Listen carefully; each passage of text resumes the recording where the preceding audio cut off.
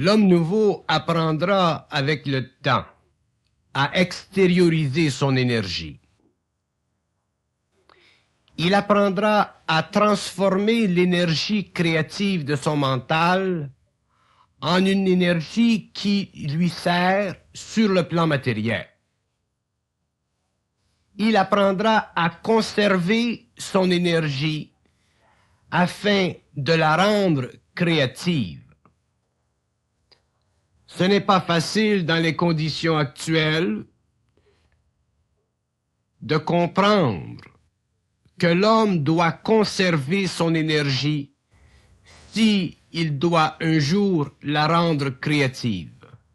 Parce que l'homme ne réalise pas jusqu'à quel point il dilapide cette énergie, jusqu'à quel point elle lui est enlevée, soutirée par toutes sortes de moyens, toutes sortes de forces, toutes sortes de formes à l'extérieur de lui-même. L'homme est un être qui a beaucoup de difficultés à se rendre compte qu'il est constamment exploité sur le plan énergétique, sur le plan de la forme. Il a beaucoup de difficultés à réaliser que la vie matérielle telle qu'elle est aujourd'hui organisée est de plus en plus engagée à lui soutirer son énergie, à éteindre en lui l'intelligence créative de cette énergie et à superimposer des couches d'énergie qui n'ont rien de mental, mais plutôt qui sont totalement d'ordre inférieur. Il n'est pas irraisonnable que l'homme aujourd'hui se sente totalement dépourvu vis-à-vis lui-même et incapable de prendre la vie par les cornes, c'est-à-dire d'imposer dans sa vie sa volonté et son intelligence. Nous sommes, les hommes de la Terre, des êtres énergétiques, c'est-à-dire que tous nos principes sont fondés sur une organisation de l'énergie à un niveau ou à un autre. Mais nous avons de la difficulté à réaliser que tant que nous sommes sur le plan matériel, nous sommes obligés d'apprendre à concentrer cette énergie de plus en plus afin qu'elle soit utilisée sous le contrôle de notre volonté au lieu que nous soyons obligés de l'utiliser malgré nous-mêmes pour balancer simplement les plans inférieurs de notre conscience, c'est-à-dire notre astralité. L'homme doit apprendre à extérioriser son énergie dans un sens particulier du terme. Il doit réaliser que l'extériorisation de son énergie n'est pas un phénomène égoïque, mais plutôt un phénomène créatif à travers l'ego. L'extériorisation de l'énergie chez l'homme est la balance même de son taux vibratoire. Elle représente l'équilibre total de ses centres et elle représente aussi la parfaite harmonie qui doit exister entre l'être humain et son milieu social. L'extériorisation de l'énergie veut dire que l'homme doit être capable à un certain moment de sa vie de sentir qu'il pulse en lui quelque chose et que ce quelque chose va vers le monde pour nourrir le monde, pour faire grandir le monde. L'extériorisation de l'énergie n'est pas simplement un phénomène de créativité culturelle, c'est aussi un phénomène de créativité individuelle qui a des retombées sur la culture, mais qui ne sert pas nécessairement à la culturation de certaines formes que nous appelons aujourd'hui la culture.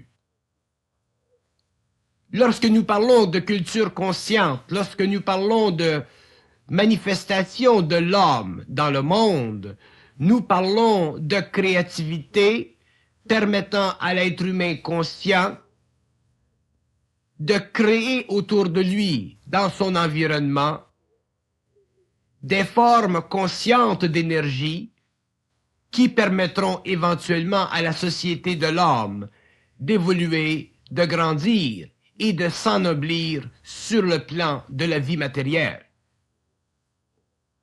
Il n'est pas facile à l'être humain de comprendre comment il peut extérioriser son énergie de façon créative parce qu'il n'est pas encore arrivé à un point d'évolution suffisamment avancé pour comprendre que toute énergie en lui, harmonieusement manifestée, est en elle-même créative et en elle-même extériorisante. L'homme a beaucoup de peine à se réaliser. Il a beaucoup de peine à se sentir et il doit éventuellement pouvoir se sentir et se réaliser. Sinon, sa vie ne vaut pas la peine d'être vécue. Elle n'est simplement que l'expression d'une conscience expérimentale qui n'est pas sous son contrôle, mais sous le contrôle de forces en lui qui ne sont pas bien ajustées et qui ne sont pas à la hauteur de sa capacité. L'extériorisation de la conscience humaine fait partie du pouvoir de l'homme. L'extériorisation de son énergie fait partie du pouvoir de l'homme dans le monde. Et l'extériorisation de cette même énergie coïncide et devra coïncider dans le temps et dans les générations à venir avec le contrôle total de l'homme par l'homme pour l'homme. Pour que l'être humain puisse extérioriser son énergie, il faut qu'il se crée en lui, au cours de son évolution, un calme profond, c'est-à-dire une fondation nouvelle, c'est-à-dire une capacité de ne pas être égoïque dans sa conscience. Quand je dis égoïque, je veux dire égocentrique. Il faut que l'homme puisse être suffisamment lucide pour pouvoir à la fois manifester l'énergie qui est en lui et à la fois ne pas être contrôlé par elle. Il est impossible à l'homme de manifester créativement son énergie interne s'il n'est pas capable à la fois de la sentir et à la fois de la contrôler.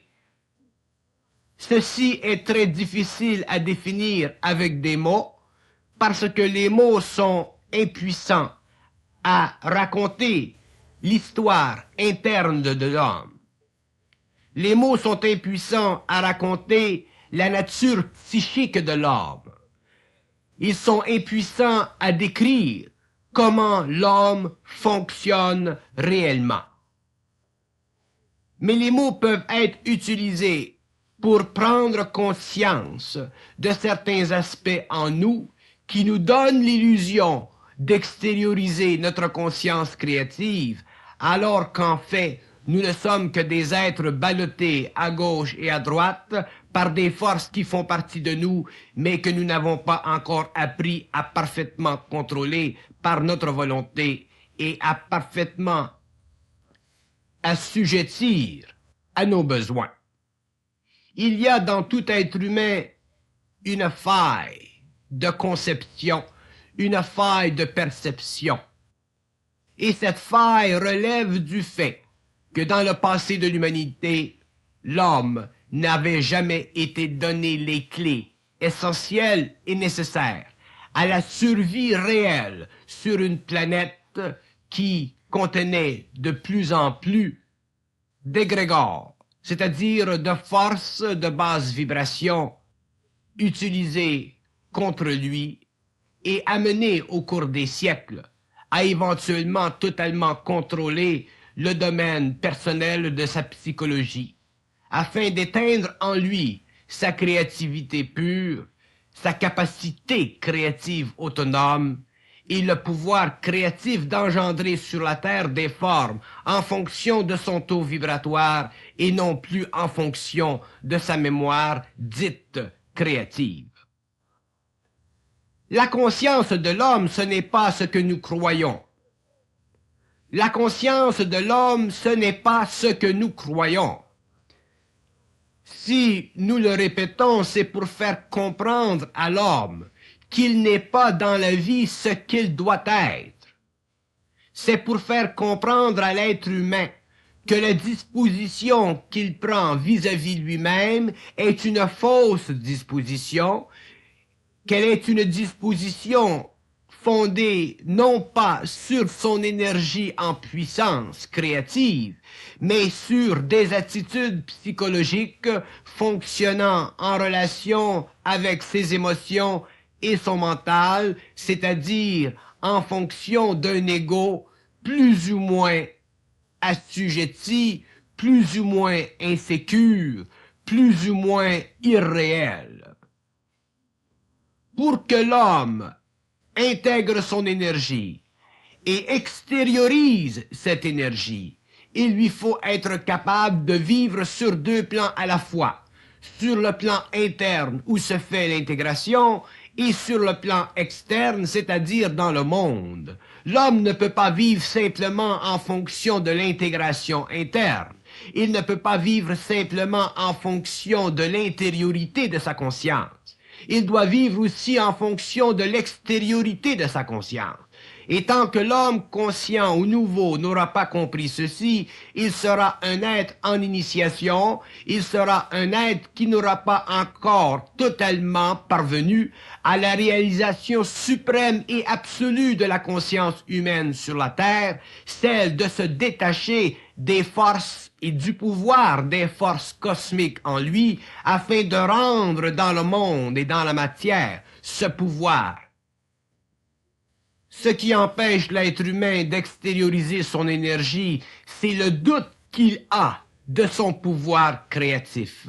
C'est le doute qu'il a de sa volonté. C'est le doute qu'il a de son intelligence réelle. Et ce n'est que la souffrance et la permanence de la souffrance qui amène l'homme éventuellement à réaliser l'illusion de son doute et à le plonger inévitablement et inexorablement dans le profond puits de sa conscience, d'où il peut soutirer les forces, les énergies nécessaires, afin de récupérer en lui les forces de vie et afin de projeter dans le monde ces mêmes forces de vie. L'être humain est un être parfaitement composé, mais imparfaitement organisé. Il n'y a absolument rien dans l'être humain, tant sur le plan de la volonté, tant sur le plan du mental, qui ne puisse être ajusté à une vibration supérieure, qui ne puisse être amené à un taux vibratoire supérieur. Tout ce qui empêche l'homme d'être ce qu'il est en potentiel, c'est la faiblesse de sa psychologie, c'est la faiblesse de ses émotions et de sa mentalité. Autrement dit, c'est la totalité des voiles qui composent sa psychologie humaine et qui l'empêche de projeter dans le monde cette énergie dont il est fait, dont il est composé et avec laquelle il a composé spirituellement pendant des siècles et avec laquelle il a été amené au bas-fond de l'existence à la fin du XXe siècle.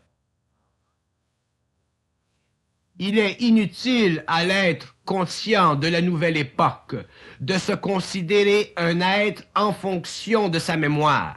Il est inutile à cet homme nouveau de prendre possession de lui-même en fonction de ce qu'il était dans le passé, parce que ce ne sera pas ainsi que se passeront les choses demain. L'être humain doit se recomposer, il doit se réorganiser, il doit réinventer la vie. Et la vie doit être réinventée en fonction de son énergie créative croissante. Elle doit être réinventée en fonction de sa volonté et de son intelligence. Elle doit être réinventée en fonction de sa capacité d'extérioriser l'énergie en lui qui a toujours été dans le passé dormante, toujours été dans le passé coloré, toujours été dans le passé assujetti à des formes qui faisaient partie de la psychologie humaine collective et qui faisaient aussi passer, ou plutôt partie, des influences planétaires sur la conscience de l'homme. L'extériorisation de la conscience de l'homme, c'est un fait nouveau, c'est un nouvel acte de création. Ça ne fait plus partie de la façon dont l'homme dans le passé vivait. La créativité de l'homme nouveau n'a rien à foutre avec la créativité de l'homme ancien. La créativité de l'homme nouveau est une gamme nouvelle, elle est une note nouvelle dans la conscience de l'homme. Il n'y a plus de rapport, il n'y a plus d'égalité, il n'y a plus de proportionnalité entre la conscience nouvelle et la conscience ancienne de l'homme. Donc, lorsque nous parlons de créativité nouvelle, nous ne parlons pas selon les lois psychologiques de l'ancienne évolution. Nous parlons selon les lois psychologiques de la nouvelle évolution que nous découvrirons au fur et à mesure que nous perfectionnons notre mental, perfectionnons notre émotivité et ajustons nos corps inférieurs à ces principes supérieurs. L'homme ne peut pas vivre sur la terre constamment en quêteur. L'homme ne peut pas vivre sur la terre constamment en pauvre, et il ne peut pas vivre sur la terre constamment en fonction psychologique des systèmes qui ont été créés par lui pendant l'évolution. À un certain moment, l'homme doit éclater dans le monde, il doit créer dans le monde, il doit éblouir le monde, il doit renverser le monde ancien afin de créer une nouvelle catégorie d'espèces, c'est-à-dire une nouvelle catégorie de conscientisation de la forme. L'homme doit créer une nouvelle catégorie existentielle de la créativité.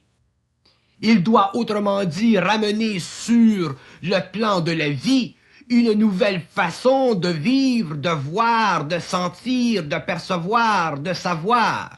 Il doit inaugurer un nouveau règne. C'est l'homme qui doit inaugurer un nouveau règne. Ce ne sont pas des forces quelconques, que ce soit des forces extraterrestres ou que ce soit des forces internes.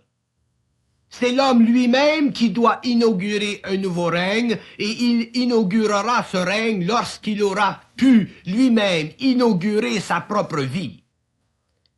Il est évident que l'homme pourra inaugurer sa vie lorsqu'il sentira en lui qu'il est capable d'extérioriser son énergie, qu'il est capable de rendre dans le monde ce qui est à l'intérieur de lui, qu'il sera capable d'exprimer dans le monde ce qui fait partie de lui. Et chaque être humain possède une clé à cette capacité. Chaque être humain a une clé qui peut être utilisée afin de rendre dans le monde une partie de lui-même. Ceci fait partie de l'évolution, ceci fait partie de la créativité individuelle, ceci fait partie du rapport étroit entre la vraie personnalité et le monde extérieur dans laquelle ou dans lequel elle doit baigner. Tant que l'homme ne pourra pas sentir, l'homme nouveau, ne pourra pas sentir qu'il est capable d'extérioriser son énergie, il se sentira impuissant, il se sentira à moitié composé, il se sentira incomplet, et ceci sera pour lui une souffrance, car il ne pourra pas mettre le doigt sur ce qu'il est. Il ne pourra pas sentir que finalement, dans sa vie, il a pu mettre le doigt quelque part sur un aspect de sa réalité qui fait partie intégrale de lui et qui fait partie en même temps de la totalité de lui-même. La raison aujourd'hui pourquoi la jeunesse est si perdue, c'est parce que la jeunesse n'est pas capable de sentir où elle se situe vis-à-vis elle-même. Donc elle doit se perdre dans les fléaux sonores de la musique, elle doit se perdre dans tous les attrape-nigauds créé par une civilisation mercantile qui essaie de produire dans le monde le plus de gadgets possible afin de retenir l'attention de ces pauvres jeunes qui n'ont pas encore la maturité, l'identité et l'intelligence créative pour affirmer leur réalité au lieu de se la voir composée par une sorte de puissance infernale qui se donne tous les droits possibles et imaginables d'inventer toutes sortes de gadgets afin que nos jeunes, que notre jeunesse demeure les pieds dans le ciment ou plutôt les pieds dans la merde. L'extériorisation de l'énergie créative de l'homme devient de plus en plus difficile pour l'homme inconscient et elle devient de plus en plus réalisable pour l'homme conscient. Seulement vient le temps, dans les générations qui sont devant nous, où l'être conscient réalisera que l'extériorisation de son énergie n'est pas facile, que cette extériorisation ne dépend pas simplement de son désir, mais qu'elle dépend aussi de sa volonté et de l'intégration de sa volonté avec son intelligence. Il est évident que la transposition de l'homme ancien dans une nouvelle conscience, il est évident que la conscientisation de l'homme, de l'humanité, ne peut pas se faire sans qu'il y ait des déchirements dans l'être humain. Et c'est pourquoi l'extériorisation de l'énergie n'est pas facile, pour la simple raison que l'homme qui doit la vivre, l'homme qui doit enfin se sentir dans le monde renaître, doit en même temps sentir la mort de son ancienne conscience, la mort de son ancienne impuissance. Il doit se lever lui-même de son cercueil. Il doit s'élever lui-même dans le ciel de ses possibilités, parce que aucun homme ne peut le faire pour lui et aucun homme ne le fera pour lui. Ah! Il est évident qu'aujourd'hui nous avons l'occasion de nous nourrir à l'arbre fruitier d'une société bénévolente. Nous avons l'occasion aujourd'hui de participer à des bénéfices sociaux qui sont octroyés par les gouvernements dans le monde entier, mais ce n'est pas, ou plutôt ce ne sont pas ces dons qui feront de l'homme un être complet. Il est évident que l'homme devra un jour, de par lui-même, créer sa propre condition extérieure afin de se donner dans la vie un espace qui lui convient, qui est à sa mesure et qui n'est pas le produit d'une charité sociale. L'extériorisation de l'être humain est un phénomène nouveau.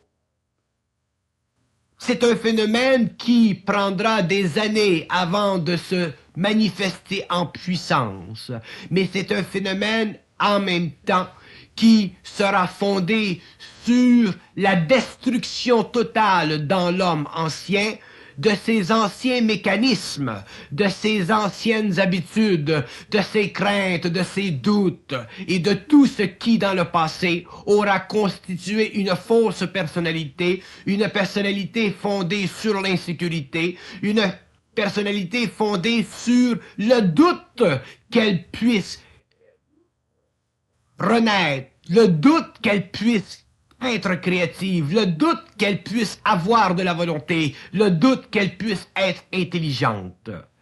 Donc, l'intégration et l'extériorisation de l'énergie, c'est un phénomène à la fois d'intériorité et d'extériorité. Et l'être humain nouveau sera obligé de composer avec ces deux aspects de lui-même. Il réalisera qu'il ne pourra pas vivre simplement intérieurement, parce que son énergie automatiquement le spiritualisera et le rendra esclave de la mémoire de l'humanité, mais qu'il doit vivre aussi extérieurement, c'est-à-dire qu'il doit transposer cette réalité interne, transmuter en une réalité externe, socialisante, créative et harmonieuse. Lorsque nous parlons d'extériorisation de la créativité de l'homme, d'extériorisation de l'énergie de l'homme, nous parlons foncièrement du pouvoir de la volonté de l'homme. Nous parlons foncièrement du pouvoir de la volonté de l'homme. Viendra ensuite la créativité intelligente de l'homme.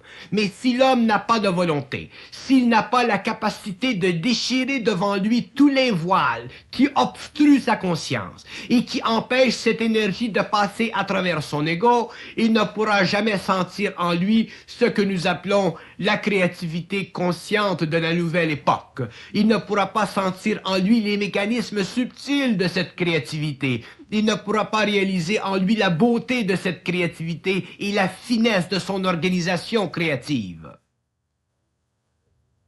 Il sera alors obligé de vivre en fonction du système social de l'ancienne humanité et il sera obligé de continuer, surtout si les événements du monde ne se perfectionnent pas ou ne prennent pas une nouvelle allure, d'être assujetti à ces conditions sociales et de vivre le reste de sa vie, le reste de ses jours en pauvre, c'est-à-dire en être qui doit quêter afin qu'on lui donne une pièce de pain.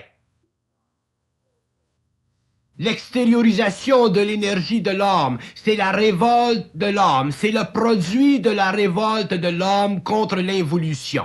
Et ce n'est que le produit de cette révolte intérieure de l'homme contre l'involution, contre les forces en lui qui ont gardé secret son pouvoir, qui permettra à l'homme un jour de devenir créateur, de devenir un être sublime, de devenir un être noble, de devenir autrement dit un être qui sera capable d'intégrer à la fois le cosmique et le planétaire, l'invisible et le matériel, et d'invertir le rôle de l'un en fonction de l'autre, et de tout comprendre les lois de la vie, et de tout pouvoir saisir les subtilités des forces de vie qui sont en lui et qui pulsent, soit à travers le mental, ou soit à travers l'émotion, ou soit à travers la vitalité et son corps matériel. Et tant que l'homme n'aura pas connu cette rébellion interne, c'est-à-dire cette affirmation intelligente de sa volonté, il n'aura pas compris ce que c'est que la vie, il n'aura pas compris ce que c'est que l'homme, et il demeurera un être assujetti pour le restant de ses jours, quitte à mourir et à revenir dans un nouveau cycle d'incarnation, afin de parfaire ce qui dans le passé, à la fin du XXe siècle, il avait été incapable de saisir, parce qu'il y avait en lui trop de voiles, malgré toute l'instruction donnée à l'homme aujourd'hui dans le monde, à la fin de ce cycle et au début de cette nouvelle époque. L'être humain n'a plus de grâce à attendre du ciel. L'être humain doit se créer lui-même les conditions de sa vie. Il doit lui-même être capable d'extraire de la vie toutes les forces qui y sont contenues et de les transmuter, de les transformer et de leur donner, selon sa personnalité, son caractère, son tempérament, sa nature, la qualité qui lui convient. Et cette extériorisation de l'énergie de l'homme ne peut pas être donnée à l'homme sous le faux prétexte d'une substitution équivoque et sous le faux prétexte d'une marginalité. L'être humain qui, demain, doit créer dans le monde ne peut plus se permettre d'être marginal. L'être humain ne peut plus se permettre d'être à côté de l'humanité. Il doit être dans l'humanité. Il doit faire partie de l'humanité, mais à la fois et pendant qu'il fait partie de l'humanité, il doit être suffisamment centrique pour ne pas être affecté par les conditions inférieures de la conscience de l'humanité. Autrement dit, un homme qui est dans sa conscience peut se promener tout partout dans le monde. Il peut aller dans tous les quartiers de l'humanité, mais ne jamais être souillé par les ordures ou par les bavures d'une humanité inconsciente. Ceci ne veut pas dire qu'il s'exclut de l'humanité. C'est un rêve mystique de s'exclure de l'humanité, mais il y a une façon de s'inclure dans l'humanité sans être appesanti par son inconscience, sans être désajusté vibratoirement à cause de notre rapport avec elle. Mais pour ceci, il faut que l'homme ait été capable d'extérioriser son énergie. Il faut qu'il ait été capable d'entreprendre dans la vie quelque chose qui fait partie de son pouvoir créatif, qui fait partie de sa conscience, qui fait partie de son intelligence et de sa volonté, qui fait partie, autrement dit, de son identité. Et l'identité de l'homme, ça ne se calque pas. L'identité de l'homme, ça ne se compare pas, ça ne se mesure pas et ça ne peut pas être éteint une fois que ça a pris racine dans les terres réelles de l'homme nouveau.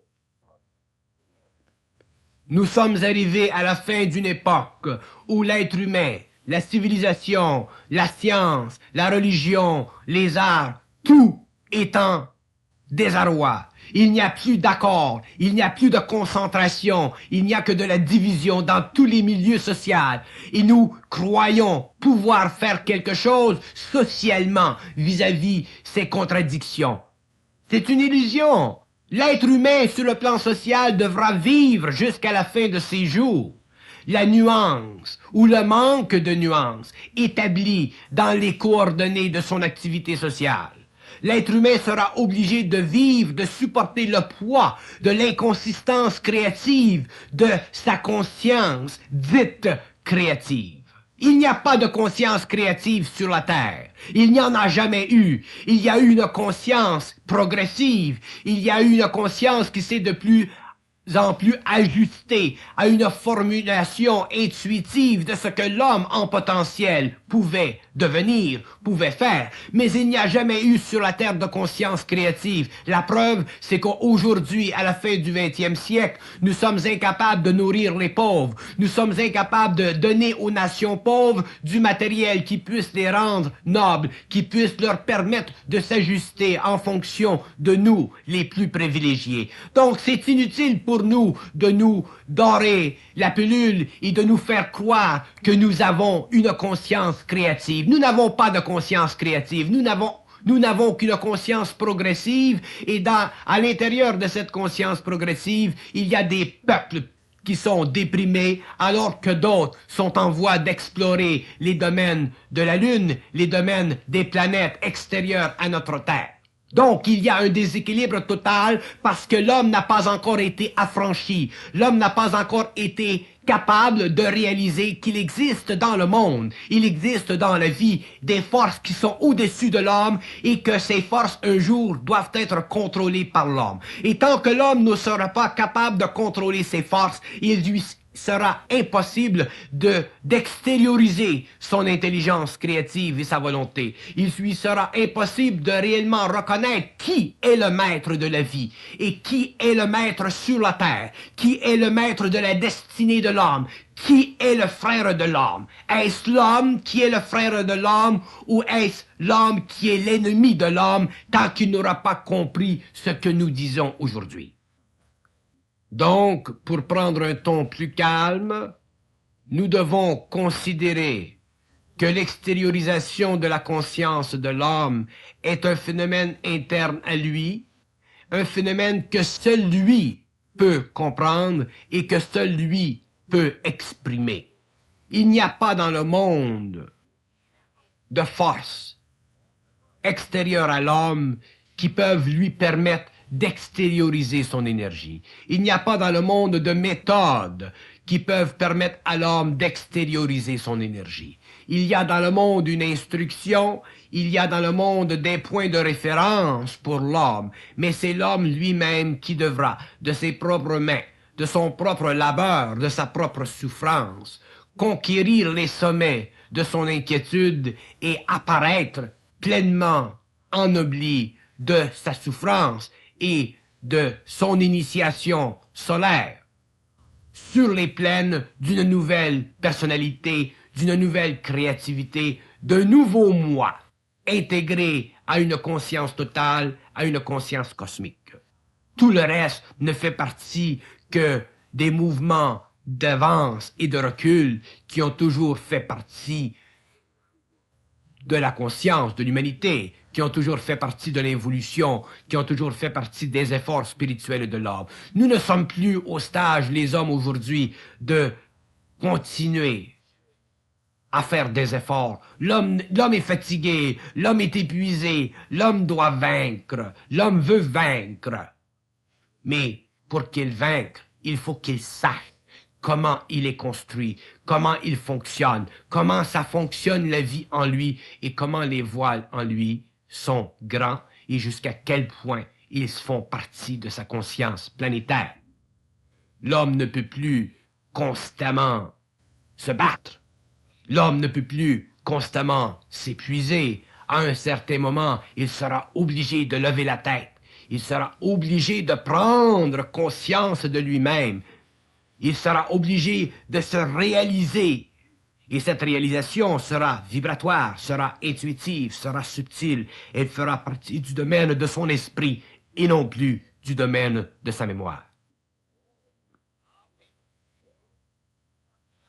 L'homme ne peut pas être heureux sur la terre tant qu'il n'a pas extériorisé son énergie. Il ne peut pas être complet dans sa conscience tant qu'il n'a pas extériorisé son énergie. Il y a des hommes sur la Terre aujourd'hui qui extériorisent une certaine partie de cette énergie, mais elle n'est pas totalement extériorisée. La preuve, c'est qu'ils sont impuissants à faire certaines choses. Ils sont impuissants à rendre dans le monde ce qu'ils sont vraiment dans leur totalité. Il y a effectivement dans le monde des grands hommes. Il y en a toujours eu. Mais ces grands hommes n'ont jamais été capables de parfaitement extérioriser leur énergie. Il y a des hommes tels le Nazaréen qui a parfaitement extériorisé son énergie et aujourd'hui, nous vivons encore des conséquences de sa conscience, des conséquences de sa présence sur le plan matériel. Et en dehors des aspects plutôt religieux de son apparition sur la Terre, il y a les aspects cosmiques occultes que l'humanité encore ne comprend pas. Donc, il y a des êtres qui pourront extérioriser leur énergie. Et lorsque ces hommes, individuellement, auront réalisé, auront senti la subtile définition de cette réalité, ils sauront ce que nous disons aujourd'hui et ils seront capables de commencer à réaliser qu'ils sont quelque chose d'autre, qu'ils sont quelque chose d'autre, qu'ils ne sont pas ce qu'ils étaient auparavant, mais qu'ils sont quelque chose qui se définit en fonction de cette énergie, seconde par seconde, moment par moment, au fur et à mesure qu'elle se manifeste et au fur et à mesure qu'ils sont capables de la laisser passer, de la laisser couler à travers leur ego, sans faire interférence, sans la bloquer, mais en se servant de leur intelligence et de leur volonté pour lui donner une modalité, pour lui donner un visage qui convient à leur personnalité et qui convient à leurs besoins. Une des raisons fondamentales pour laquelle nous ne sommes pas capables d'extérioriser notre énergie, c'est parce que nous voulons être créatifs. Ce n'est pas mal en soi de vouloir être créatif, mais il y a une créativité qui est égocentrique, alors qu'il y a une autre créativité qui est totalement créative, c'est-à-dire qui est le produit du passage de cette énergie à travers l'ego. Ce que nous avons de besoin de reconnaître, ce n'est pas les mécanismes psychologiques de notre créativité, c'est plutôt la réalisation qu'il existe en nous une force mentale capable de rendre dans le monde cette énergie, pourvu que nous ne la bloquons pas. Mais nous nous donnons toutes sortes de prétextes, consciemment ou inconsciemment, pour empêcher que cette énergie se canalise. Nous créons en nous toutes sortes de conditions psychologiques nous permettant de nous sécuriser dans l'expression d'une nouvelle conscience, lorsqu'en fait nous sommes en train de nous retarder parce que nous avons simplement changé une forme ancienne pour une forme nouvelle. Nous avons changé la conscience mentale pour la conscience supramentale. Et nous croyons que parce que aujourd'hui nous savons certaines choses vis-à-vis la conscience supramentale, que ceci nous suffit pour extérioriser notre énergie. Je vous dis, ceci est un voile. Que nous parlions de conscience mentale ou que nous parlions de conscience supramentale, nous parlons de mots. Nous parlons de formes. Nous utilisons des formes pour expliquer la potentialité réelle de l'homme. Mais ce n'est pas en nous cachant derrière une forme nouvelle que nous pourrons devenir des hommes nouveaux. Il est évident qu'aujourd'hui, au stage où nous en sommes, après toutes les années où nous avons parlé de conscience, où nous avons expliqué les mécanismes de l'homme, qu'il ne nous est plus opportun de nous mettre le doigt dans l'œil et l'autre dans l'œil. Pour que l'homme nouveau extériorise son énergie, il lui faut dépasser les limites psychologiques de sa conscience actuelle. Il lui faut dépasser les limites psychologiques de sa conscience actuelle, c'est-à-dire qu'il faut qu'il se débarrasse de ses attitudes mentales, de ses attitudes émotives et qu'il fonce, aidé seulement et supporté seulement par les forces de vie. Non pas par les intentions, non pas par les attitudes, non pas par les rêves, non pas par les désirs, mais qu'il fonce, aidé et supporté seulement par les forces de vie en lui. Un homme qui est capable de foncer, supporté seulement par les forces de vie, automatiquement doit un jour extérioriser son énergie créative. Mais s'il croit devenir créatif, s'il croit extérioriser son énergie créative en se liant d'amitié avec ses habitudes, ses attitudes, ses désirs et toute la mécanicité de sa psychologie planétaire, il est évident qu'il ne sera jamais capable d'extérioriser cette énergie et de se compléter dans la vie et de se complaire parfaitement dans la vie, autrement dit, de se sentir parfait dans la vie. Il n'y a rien d'impossible à l'homme. Il n'y a rien d'impossible à l'homme. Aucun homme est empêché sur la terre, qu'il soit de quelque nation que ce soit, de créer les conditions qui conviennent à son intelligence et à sa volonté, pourvu qu'il soit conscient de la réalité de ceci. Un homme qui est conscient de la réalité de ceci, pour lui, n'existe plus les frontières politiques. Pour lui, n'existe plus la pauvreté. Pour lui, n'existe plus l'inquiétude terrestre, existentielle. Pour lui, n'existe que la créativité, l'émancipation, l'œuvre et la conquête éventuellement de la terre, au fur et à mesure que les hommes de la terre deviendront de plus en plus conscients. Et ceci fait partie de l'évolution, et ceci ne regarde pas égoïquement l'homme d'aujourd'hui. Ceci regarde et fait partie de l'activité subtile des forces créatives de vie dans l'homme. Donc l'homme, pour devenir créatif, pour extérioriser son énergie créative, il doit prendre conscience éventuellement que la relation entre lui et la terre, entre lui et la civilisation, n'est qu'une relation de fonction. Et que cette relation de fonction n'est pas une relation de vie, mais simplement une relation de fonction de vie. Donc la société, elle existe, elle est nécessaire et elle peut être belle, pourvu que l'homme réalise que son lien ineffable est avec lui-même et non pas avec ce qu'il a créé. Ce qu'il a créé, c'est pour lui, c'est pour ses enfants, c'est pour le relationnel dans le monde. Mais l'homme lui-même ne peut jamais se permettre d'oublier que sa relation vitale, essentielle, éternelle, est avec lui-même, c'est-à-dire avec son esprit, c'est-à-dire avec l'esprit des hommes, non pas avec les caractéristiques égocentriques, primitives, aveugles des hommes. Il est évident que l'homme n'aura pas accès à sa créativité réelle, ne pourra pas extérioriser son énergie sans avoir débloqué en lui des réserves puissantes, grandes, qui sont aujourd'hui contenues dans les formes subtiles et aveugles de sa conscience égoïque. L'homme doit faire éclater ces formes. Il doit faire éclater tout ce qui contient son énergie. Il doit sentir en lui la capacité d'extérioriser cette énergie et non plus de la vivre intérieurement, psychologiquement, comme un pauvre imbécile intelligent.